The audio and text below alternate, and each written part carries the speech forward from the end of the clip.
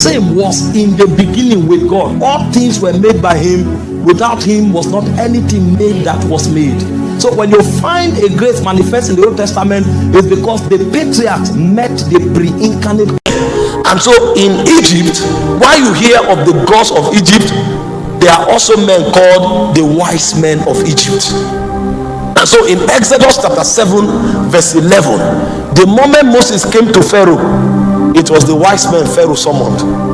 That means the power of Pharaoh is not with Pharaoh. The power of Pharaoh is with the wise men.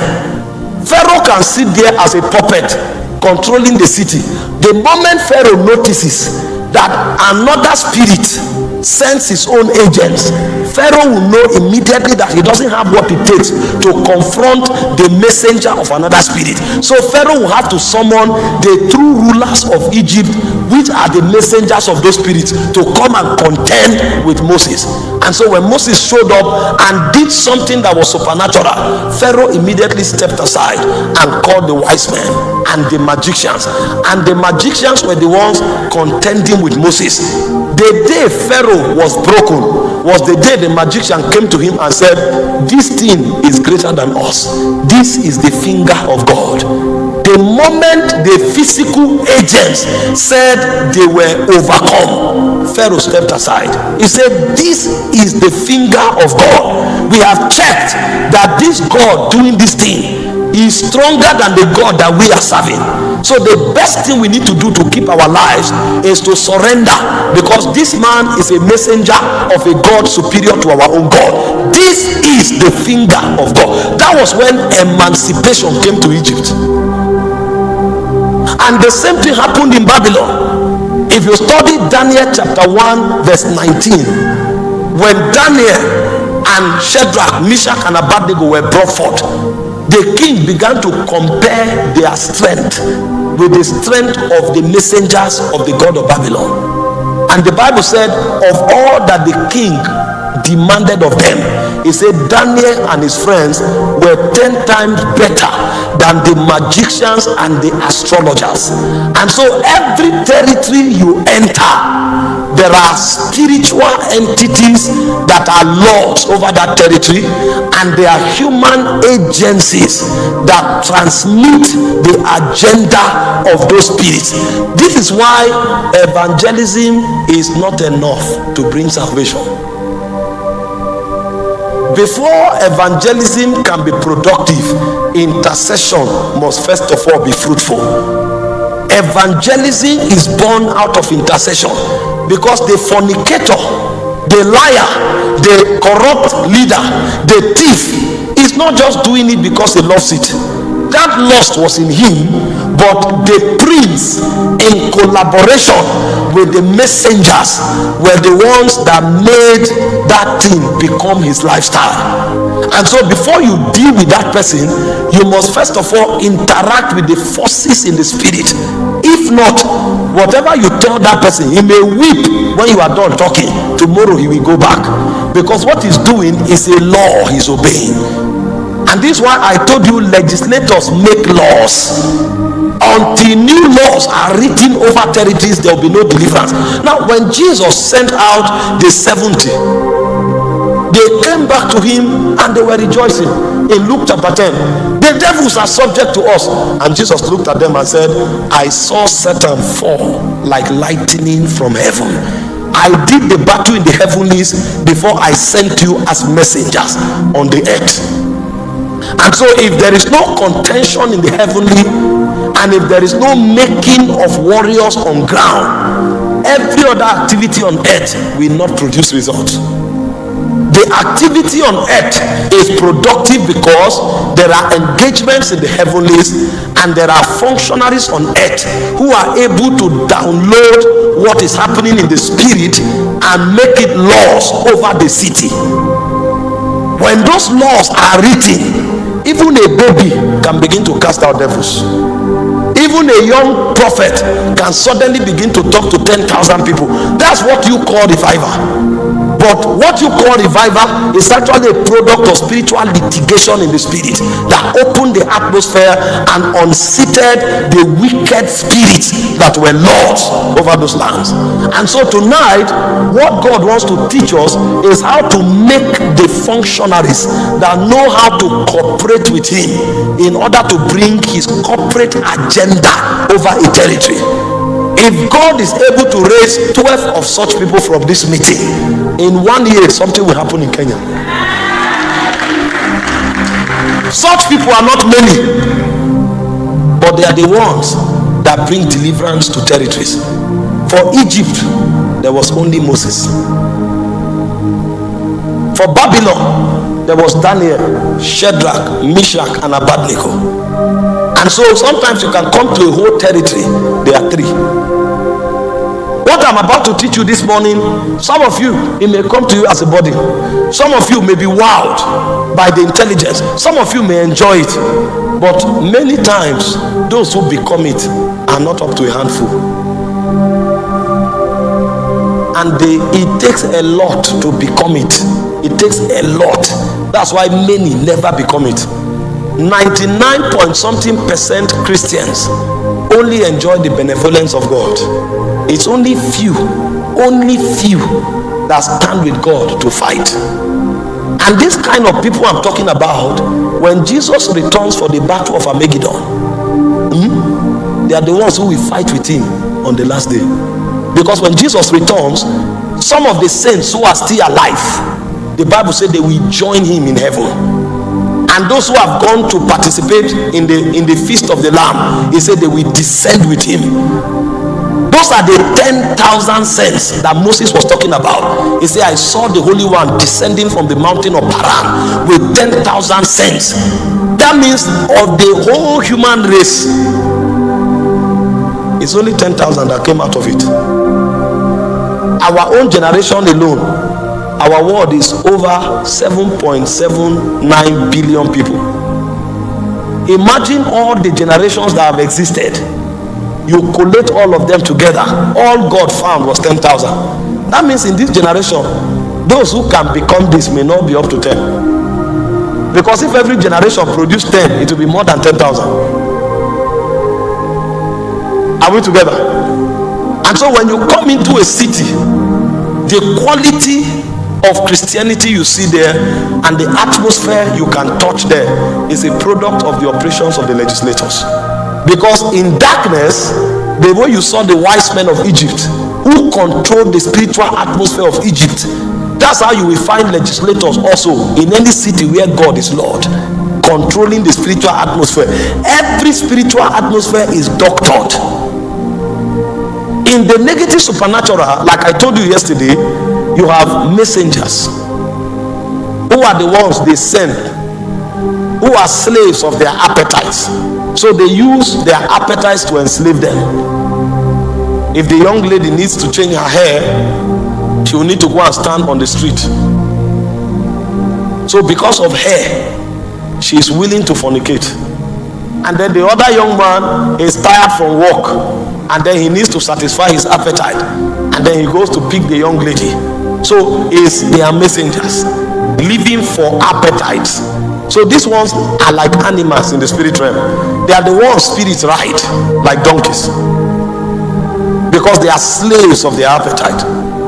But there are other important functionaries. As you begin to grow, you now find those they call witches and wizards. A witch and a wizard is not a slave of his appetite. A witch and a wizard has mastered appetite.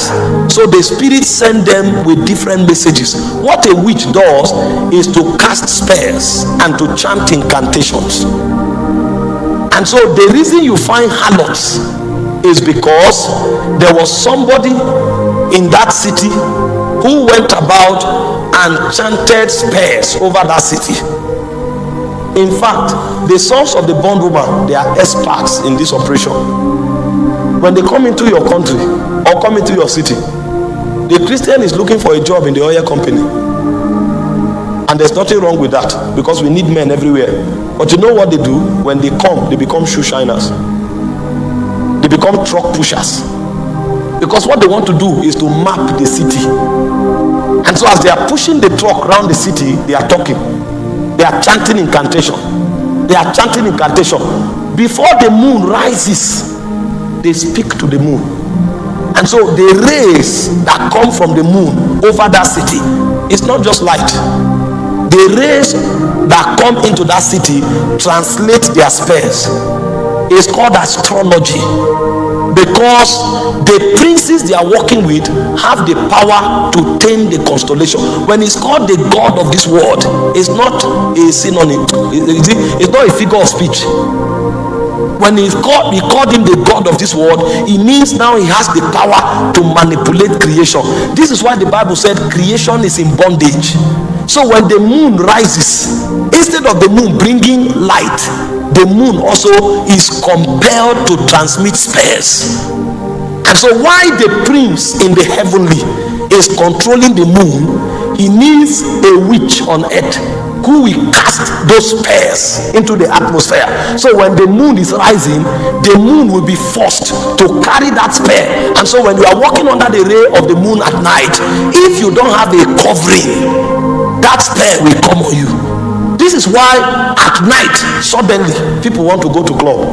They don't know that when the moon rose, he rose with an enchantment. That enchantment is what triggers that appetite. This is why many times you find most men, they want to drink alcohol in the evening. They don't even know what is happening. But the moment is evening, an appetite is awoken. Because what the witch is stuck into the atmosphere is that the night will be a period where that appetite will be awoken. And so because that man is not deep in God, the rays of the sun will darken him.